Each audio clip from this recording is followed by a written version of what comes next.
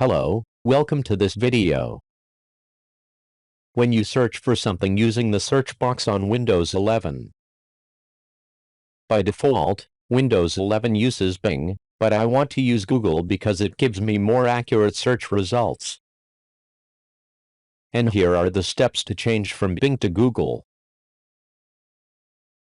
To do this, I installed an extension pack on the Microsoft Edge browser. You search for the extension pack on the Chrome Web Store.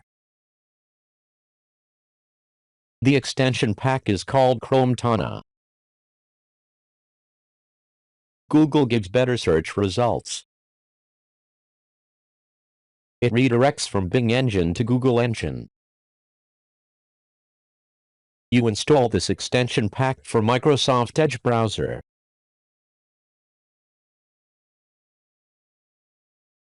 It redirects from Bing engine to Google engine.